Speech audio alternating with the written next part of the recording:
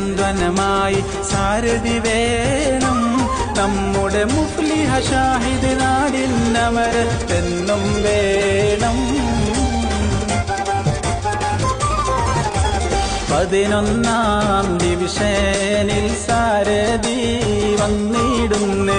മുഫ്ലിഹ ഷാഹിദ് മുന്നിൽ നയിച്ചിടുന്നേ. പ്രിയമേറും നാട്ടാരെ, നാടിൻ്റെ വോട്ടർമാരെ, കോണിച്ചിഹ്നത്തിലെ വോട്ടുകൾ നൽകിയിടണേ.